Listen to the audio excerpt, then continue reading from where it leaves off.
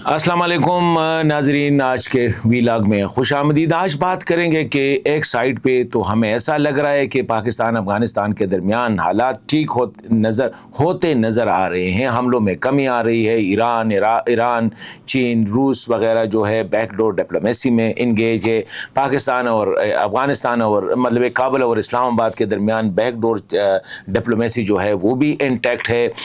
Publicly कुछ और ख़बरें आ रही है, लेकिन बिहाइंड द सीन हम ये समझ रहे थे कि बहुत कुछ हो रहा है और हो भी रहा है। लेकिन सोने पे सुहागा, अफगान तालिबान ने एक ऐसे शख्सियत को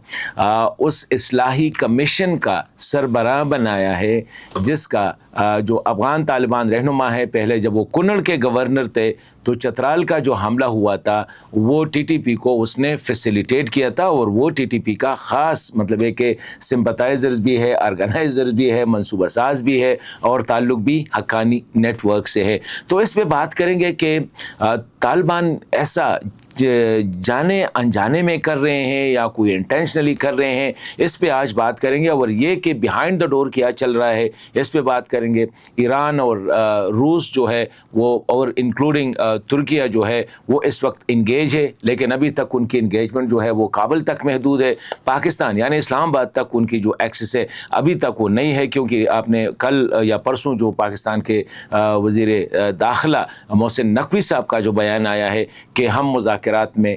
इंटरेस्टेड नहीं है तब तक जब तक ये जो दहशतगर्दी का ख़तरा अफ़गानिस्तान से मौजूद रहे। तो इसी पे बात करेंगे। पहली बात तो यह है, पहले वो कमीशन पे बात करेंगे, लेकिन इससे पहले जो हमें नज़र आ रहा था कि कुछ हालात जो है वो ठीक हो रहे हैं, और वो नज़र भी वैसे आ भी रहा है। वो ये है कि अगर हम देखें, जब से ये इस्तांबुल कॉन्फ्रेंस हुए थे 27 अक्टूबर को, जब वो ब्रेक डाउन हुआ था, ये रिपोर्ट्स आई कि उन जो है कामयाब नहीं हुए और फेलियर का शिकार रहे। उसके बाद अगर हम देखें तो क्रॉस बॉर्डर इन्फिल्ट्रेशन जो है, यानी वो जो तश्कीलें आती थी, जिसका एक यूफेमिस्टिकली वर्ड यूज़ होता है तश्कीलें तहरीक तालिबान पाकिस्तान की, उसमें कमी नहीं बल्कि अभी तक कोई तश्कील रिपोर्ट नहीं हुई है। तो ये एक हम तो समझ रहे थे कि एक अच्छा कॉन्फिडेंस बिल्डिंग मैयर है, नंबर वन। दूसरा ये है कि मेजर अटैक्स जो है जो सिक्योरिटी फोर्सेस पे होते थे, उसके बाद हमें नज़र नहीं आया है कि सिक्योरिटी फोर्सेस पे कोई बड़ा अटैक हुआ हो।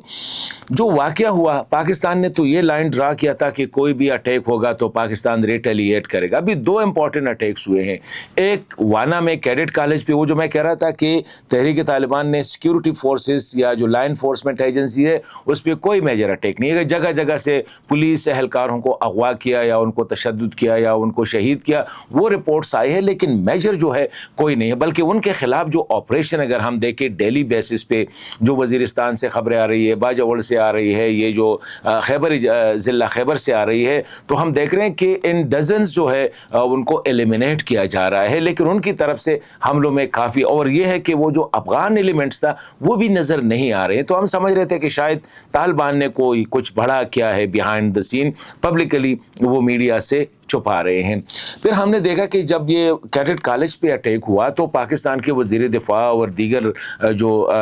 लीडरान हैं उन्हें खुल के कहा कि इसका जवाब हम देंगे। अब सवाल यह है कि क्या जवाब दिया है या नहीं दिया है। कुछ लोग ये कह रहे हैं कि जवाब दिया है, मतलब ये जो हाई प्लेस ज़राए हैं कहते हैं जवाब दिया है, लेकिन एक अंडरस्टैंडिंग है कि अफ़गान तालिबान को ड्रोन से या मिज़ाइल से हेड करने पे इतनी तकलीफ़ नहीं होती, उनको तकलीफ़ होती है जो बहुत ज़्यादा वो जेट तैयारों से होती है। तो शायद एक वर्जन तो यह है कि शायद जेट तैयारा यूज़ नहीं किया गया है, ड्रोन्स वगैरह जो है उसका इस्तेमाल हुआ है और टीटीपी के ठिकानों को हमला जो है ना उसको टारगेट किया है। दूसरा वर्जन जो है वो ये आ रहा है कि ये जो अफ़गान तालिबान की तरफ से कोऑपरेशन शायद हो रही है और इसी वजह से पाकिस्तान ने ये फ़ैसला किया है कि हम अब रिटेलिएट नहीं करेंगे, हम देखेंगे कि आगे उनकी क्या मूड बन रही है या क्या सिचुएशन बन रही है। तो ये एक ग्राउंड सिचुएशन है। लेकिन दूसरी साइड पे अगर हम देखें ایران نے تو پہلے بھی ثالثی کی آفر کی تھی، اور پاکستان نے ایک جو فورن آفس کی طرف سے بیان آیا تھا وہ یہ تھا کہ پاکستان ہمیشہ بات چیت پہ جو ہے یقین رکھتا ہے، اور ایک ڈپلومیٹک سٹیٹمنٹ ہوتا ہے، کیونکہ ڈپلومیسی میں کبھی بھی آپ یہ نہیں کہہ سکتے کہ ہم مذاکرات نہیں کرتے۔ لیکن آج کل آپ لوگوں نے دیکھا وزیر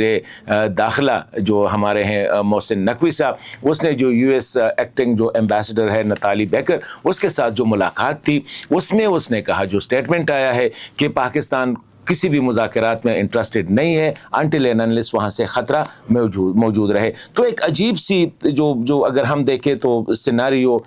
بن رہی ہے، لیکن وزیر دفاع نے کہا تھا کہ ہمیں کوئی امید نہیں ہے۔ مطلب ہے کہ پاکستان کی پولیٹیکل سائڈ سے وزیر دفاع کہہ رہے ہیں مذاکرات سے کوئی امید نہیں ہے، وزیر داخلہ کہہ رہے ہیں کہ ہم مذاکرات میں انٹرسٹڈ ہی نہیں ہے، لیکن وزارت خارجہ کہہ رہی ہے، لیکن وزارت خارجہ کا جس طرح میں نے کہا ڈپلومیسی میں تو یہ ہوتا ہے کہ وہاں وہ یہ نہیں کہہ سکتے کہ ہم تو، وہ تو ایک ڈپلومیٹک سٹیٹمنٹ ہوتا ہے، لیکن آگے سے حالات کچھ ایسا آ رہا ہے کہ ٹھیک ہے پروپیگنڈا بھی جاری ہے، ٹٹ فار ٹٹ سٹیٹمنٹ بھی جاری ہے، بلکہ زیادہ افغانستان سے آ رہے ہیں، پاکستان سے کوئی جوابی جو ہے نا وہ سٹیٹمنٹ نہیں آ رہے ہیں۔ تو اس صورتحال ایسی ہے کہ ایک لل ہے، ایک خاموشی ہے، لیکن اس خاموشی میں افغان طالبان نے جو فیصلہ کیا ہے وہ بڑا انٹرسٹنگ ہے۔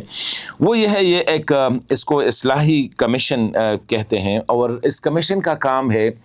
کہ امیر کے جو احکامات ہے اس کو امپلیمنٹ کرے، اور ڈسپلن کے ساتھ جو سیکیورٹی فورسز ہے وہاں پہ کمپلائنس اور ڈسپلن جو ہے اس کو اوور لک کرے، مطلب اس کو نظر میں رکھے۔ ابھی یہ جو کمیشن ہے اس کا کام یہ بھی ہے کہ افغانستان کی سرزمین سے جو جہادی کارروائیاں ہوتی ہے اس کو بھی نظر میں رکھے، اور یہ جو جہادی گروپس ہے اسپیشلی ٹی ٹی پی، حافظ گل بہادر یا دیگر، اس پہ بھی نظر رکھے۔ یہ اس کمیشن کا کام ہے۔ اب جو ہے نا کل ایک اپوائنٹمنٹ ہوا ہے افغانستان میں، اور وہ یہ ہے کہ مولوی قاسم خالد جو ہے اس کو اس کمیشن کا سربراہ بنائے۔ ابھی مولوی قاسم خالد جو ہے اس سے پہلے نیمروز کے گورنر رہے، لیکن اس سے پہلے وہ کابل، اور اس سے پہلے وہ تھے کنڑ کے گورنر تھے۔ جب کنڑ کے گورنر تھے وہ 2023 سپٹمبر 2000 یا اکتوبر 2023 میں اگر آپ دیکھیں تو چترال پہ ٹی ٹی پی کا ایک بڑا حملہ ہوا تھا، اور جس نے پاکستان کو بالکل ہلا کے رکھ دیا تھا، اس میں کوئی شک نہیں، بہت بڑا حملہ ہوا تھا، بڑا آرگنائزڈ حملہ ہوا تھا۔ پاکستان کے پاس کریڈیبل انفارمیشن، اور بعد میں اس کو اس عہدے سے میرے خیال میں ہٹا بھی دیا گیا تھا اسی وجہ سے کہ وہ جو سارا حملہ تھا وہ یہ قاسم خالد صاحب جو ہے اس نے جو ہے اس کو پلان بھی کیا تھا، اس کی منصوبہ سازی کی تھی، اور ٹی ٹی پی کو آرگنائز بھی کیا تھا۔ مطلب یہ ہے کہ وہ خود اس میں ملوث تھا۔ ابھی اس شخصیت کو افغان طالبان نے اسی کمیشن کا سربراہ بنایا ہے جو ٹی ٹی پی پہ نظر رکھے، اور جہاں تک میرے معلومات کا تعلق ہے تو اس کا تعلق بھی جو ہے وہ حقانی نیٹ ورک سے ہے۔ مطلب یہ ہے کہ جو پاکستان سمجھتا ہے کہ اس وقت حقانی نیٹ ورک جو ہے وہ ٹی ٹی پی تحریک طالبان کے پیچھے جو ہے اور ان کا بڑا ہاتھ ہے۔ تو ابھی ایک ایسی شخصیت کو ایسے موقع پہ سربراہ بنانا میری سمجھ سے تو یہ باہر ہے، کیونکہ آلریڈی افغانستان جس صورتحال سے بارڈرز بند ہے، ٹریڈ بند ہے، وہ کوشش کر رہے ہیں، ابھی انڈیا بھی جا رہے ہیں۔ مطلب ہے کہ افغانوں کی اس وقت جو حالت ہے وہ واقعی قابل رحم ہے۔ ٹھیک ہے، افغان سوشل میڈیا پہ جو امریکہ اور یورپین ممالک میں جو بیٹھے ہوئے ہیں وہ تو خوش ہے، کبھی کہتے ہیں انار 50 روپے کلو ہو گیا، کبھی کہتے ہیں پاکستان کی اکانومی ڈاؤن ہو گئی، لیکن بابا افغانوں کی حالت کیا ہے؟ ابھی یو این کی جو رپورٹ آئی ہے کہ 10 میں سے 9 فیملیز جو ہے وہ بھوکے سوتے ہیں، بے روزگاری بہت زیادہ ہے، رینپٹ ہے۔ تو تھوڑا سا افغانوں پہ ہم نے رحم کرنا ہوگا، یہ کوئی میں وہ نہیں کہہ رہا ہوں، لیکن یہ ایک حقیقت ہے کہ آپ افغانستان میں جو بیٹھے ہوئے لوگ ہیں ان سے اگر کوئی بات کرو، اور میں روزانہ میری کوشش ہوتی ہے کہ کسی نہ کسی دوست سے وہاں پہ بات کر لوں، اور باتیں ہوتی رہتی ہے، حالت بہت زیادہ خراب ہے، روزگار کے مواقع بالکل نہیں ہے، ٹریڈ کی یہی حالت ہے۔ ابھی یہ دیکھیں کہ اگر آپ انڈیا کے ساتھ آپ ایئر کوریڈور سے کیسے ہو سکتا ہے؟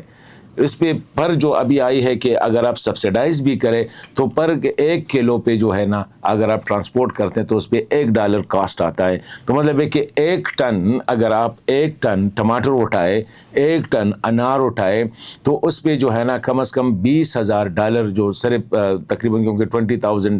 kg جو ہوتی ہے یا ابھی یہ 2,000 kg، تو اگر آپ اس کو دے دیں تو یہ کہاں تک اس کی پرائسز، چلو ٹھیک ہے انڈیا کے لیے تو، لیکن انڈیا پھر افغانستان، ایران میں میرے خیال میں ان کی نہ اناروں کی ضرورت ہوگی نہ ان کے انگوروں کی ضرورت ہوگی، اسی طرح سنٹرل ایشیا میں بھی۔ تو اس میں میرے خیال میں ہمیں جذباتی نہیں ہونا چاہیے، ان کی حالت کو بھی مد نظر رکھنا ہوگا۔ ابھی ایک ٹریڈ ڈیلیگیشن آ رہی ہے افغانستان سے، 10 رکنی ٹریڈ ڈیلیگیشن بنائی ہے، لیکن 28 تک جو ہے کوئی فلائٹ اویلیبل نہیں ہے، ان کے لیے ٹکٹ اویلیبل نہیں ہے، تو یہ بھی مسائل ہے۔ تو ایسے حالات میں میرے خیال میں جذبات کے بجائے افغان طالبان کو بھی اور پاکستان کو بھی تھوڑا سا، یہ جو ملینز آف افغان ہے، تقریباً 4 ملین 4.5 ملین افغان جو افغانستان میں ہے، ان کی حالت پہ ہمیں نظر رکھنی ہے اور ان کی حالت پہ ہمیں رحم کرنا ہے، اور دنیا کو بھی ہمیں افغانوں کو طالبان کی نظر سے نہیں دیکھنا چاہیے۔ طالبان کی حکومت جو ہے یہ افغانوں کی محبوب حکومت یا ان کے لیے قابل قبول بھی نہیں ہے، بس زبردستی آئے ہیں، قبضہ کیا ہوا ہے، تو اس کے لیے دنیا کو